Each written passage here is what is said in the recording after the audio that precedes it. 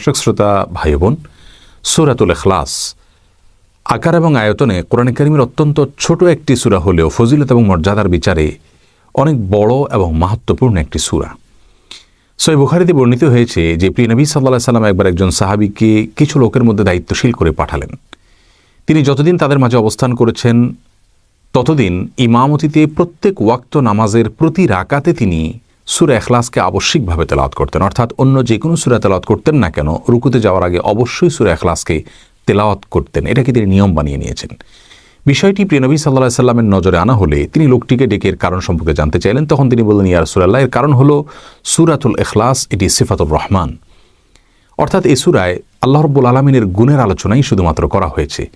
এই সূরার আলোচ্য বিষয় স্বয়ং আল্লাহ রাব্বুল আলামিন, আল্লাহ ছাড়া অন্য কোনো বিষয়ের আলোচনা এই সূরাতে করা হয়নি। এই সূরায় শুধুমাত্র তাওহীদের আলোচনা করা হয়েছে, যার কারণে এই সূরার প্রতি আমার ভালো লাগা এবং ভালোবাসা কাজ করে।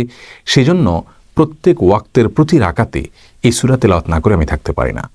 রাসূল করিম সাল্লাল্লাহু আলাইহি ওয়াসাল্লাম তখন তাকে বললেন, এই সূরার প্রতি তোমার ভালোবাসার কারণে স্বয়ং আল্লাহ রাব্বুল আলামিন তোমাকে ভালোবাসেন। আরেকটি বর্ণনা এসেছে যে একজন ব্যক্তি রাসূল আকরাম সাল্লাল্লাহু আলাইহি সাল্লামকে বললেন, ইয়া রাসূলুল্লাহ, আমি সূরা ইখলাসকে ভালোবাসি। তখন তিনি বললেন, সূরা ইখলাসের ভালোবাসা তোমাকে জান্নাত পর্যন্ত নিয়ে যাবে। সহিহ বুখারীতে আরও বর্ণিত হয়েছে যে প্রিয় নবী সাল্লাল্লাহু আলাইহি সাল্লাম সূরা ইখলাসের ফজিলত সম্পর্কে বলেছেন যে এটা তা'দিলু সুলুসাল কোরআন, অর্থাৎ কোরআনে কারীমের 1/3 সমপর্যায়ের, 3 ভাগের 1 ভাগের সমপর্যায়ের। এই হাদিসের ব্যাখ্যায় মুহাদ্দিসদের কেউ কেউ বলেছেন যে এর অর্থ হলো কোরআনে কারীমের আলোচ্য বিষয় 3টি, তার মধ্যে থেকে একটি হলো তাওহীদ। যেহেতু এই সূরায় শুধুমাত্র তাওহীদ সম্পর্কে আলোচনা করা হয়েছে, এই জন্য এটাকে কোরআনে কারীমের 1/3 বা 3 ভাগের 1 ভাগ তথা 3টি বিষয়বস্তুর একটি বিষয়বস্তু সমৃদ্ধ সূরা বলে আখ্যায়িত করা হয়েছে। যদিও বেশিরভাগ মুহাদ্দিসদের ব্যাখ্যা হলো যে এই হাদিস দ্বারা রাসূল আকরাম সাল্লাল্লাহু আলাইহি সাল্লাম বোঝাতে চেয়েছেন যে কেউ যদি 3 বার সূরা ইখলাস তেলাওয়াত করেন, আল্লাহ রাব্বুল আলামিন তাকে কোরআনে কারীম শুরু থেকে শেষ পর্যন্ত পড়ে শেষ করলে, খতম করলে যে পরিমাণ সওয়াব হয় সেই পরিমাণ সওয়াব দান করবেন। যদিও কোরআনে কারীমের শুরু থেকে শেষ পর্যন্ত কষ্ট করে তেলাওয়াত করে শেষ করলে তিনি যে মর্যাদা পাবেন হুবহু সেই মর্যাদা কোনোদিনই সূরা ইখলাস 3 বার পাঠকারী ব্যক্তি পাবে না। তাহলে হাদিস থেকে খোলাসাভাবে আমরা জানতে পারলাম যে সূরা ইখলাস 1 বার বা 3 বার পাঠ করার বিষয়টি হাদিস থেকে বোঝা যায় বা প্রমাণিত হয়, এর ফজিলত এবং মর্যাদার কথা। এর বাইরে সূরা ইখলাস 10 বার, 50 বার, 100 বার, 200 বার কিংবা 1000 বার তেলাওয়াতের কোনো ফজিলতের কথা রাসূল আকরাম সাল্লাল্লাহু আলাইহি সাল্লাম থেকে বর্ণিত হয়েছে কিনা আমরা সেই বিষয়টি জানার চেষ্টা করি। সূরা ইখলাস 1 বার তেলাওয়াত করলে অমুক ফজিলত, 2 বার করলে তমুক ফজিলত এবং 10 বার করলে তমুক ফজিলত, 12 বার করলে অমুক ফজিলত, এরকম একটি হাদিস পাওয়া যায়। কিন্তু সেই হাদিসের সনদকে মুহাদ্দিসিন ইকরাম জাল এবং ভিত্তিহীন বলে আখ্যায়িত করেছেন। আর 10 বার সূরা ইখলাস তেলাওয়াত করার একটি বিশেষ ফজিলতের কথা বর্ণিত হয়েছে মুসনাদে আহমদে এবং ইমাম তবরানী রাহিমাহুল্লাহ তার মুআজামে উল্লেখ করেছেন। সেই হাদিসের ভাষ্য হলো এরকম, যে ব্যক্তি সূরা ইখলাস কুল হুয়াল্লাহ সূরা 10 বার পাঠ করবে, আল্লাহ রাব্বুল আলামিন তার জন্য জান্নাতে একটি প্রাসাদ নির্মাণ করবেন।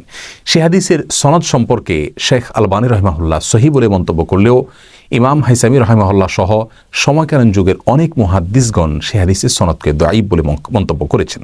তাহলে সূরা ইখলাস 1 বার বা 3 বারের বিষয়টি বিশুদ্ধ হাদিস দ্বারা বর্ণিত বা প্রমাণিত, কিন্তু সূরা ইখলাস 10 বার পাঠ করার বিষয় যে হাদিস বর্ণিত হয়েছে, অর্থাৎ এর মাধ্যমে জান্নাতে একটি প্রাসাদ নির্মাণ করা হবে, সেই হাদিসের সনদ নিয়ে মুহাদ্দিসদের মধ্যে দ্বিমত রয়েছে। আর সূরা ইখলাস 50 বার পাঠ করার একটি বিশেষ ফজিলতের কথা মুসনাদ আবু ইয়ালাতে বর্ণিত হয়েছে, যে হাদিসের সনদ সম্পর্কে ইমাম ইবনে কাসির রাহিমাহুল্লাহ দাঈফ বলে মন্তব্য করেছেন। 200 বার সূরা ইখলাস তেলাওয়াত করলে, পাঠ করলে তার বিশেষ কিছু ফজিলতের কথা বর্ণিত হয়েছে কয়েকটি হাদিসের কিতাবে। যেমন ইমাম সুয়ুতী রাহিমাহুল্লাহ দুরুল মানসুরে বাইহাকির বরাতে একটি হাদিস উল্লেখ করেছেন যে 200 বছরের গুনাহ মাফ হয়। আবার তিরমিজিতে এবং আবু ইয়ালাতে একটি হাদিস বর্ণিত হয়েছে সূরা ইখলাস 200 বার পাঠের। তিরমিজির বর্ণনা অনুযায়ী 200 বার সূরা ইখলাস কেউ পাঠ করলে একদিনে আল্লাহ রাব্বুল আলামিন তার 50 বছরের গুনাহ মাফ করে দিবেন। যদিও তিরমিজির বর্ণনায় একাধিক বর্ণাকারী রয়েছেন যাদের ব্যাপারে ইমাম ইবনে কাসির রাহিমাহুল্লাহ দাঈফ বলে মন্তব্য করেছেন এবং বুখারী রাহিমাহুল্লাহ দাঈফ বলে মন্তব্য করেছেন। বলে খোলাসা কথা হলো, সূরা ইখলাসের ফজিলত এটি মূলগতভাবে প্রমাণিত রাসূল আকরাম সাল্লাল্লাহু আলাইহি ওয়াসাল্লামের বিভিন্ন হাদিস দ্বারা। অতএব সূরা ইখলাস যত বেশি সংখ্যকবার সম্ভব আমরা তেলাওয়াত করার চেষ্টা করব, এর মর্ম, এর শিক্ষা নিজেদের ভেতরে ধারণ করার চেষ্টা করব।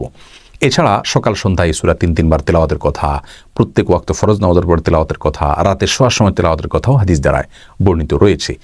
এই সূরা 10 বার তেলাওয়াতের যে ফজিলতের কথা আমরা শুনলাম, সে সম্পর্কিত হাদিসের সনদ নিয়ে মুহাদ্দিসিন কিরামের মধ্যে মতপার্থক্য রয়েছে।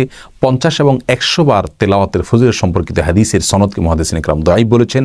আর 200 বার সূরা ইখলাস তেলাওয়াতের যে ফজিলতের কথা আমরা শুনলাম, সে সম্পর্কিত কিছু হাদিস রয়েছে দাঈফ, আর কিছু আছে সম্পূর্ণ ভিত্তিহীন এবং মন গড়া প্রচারণা।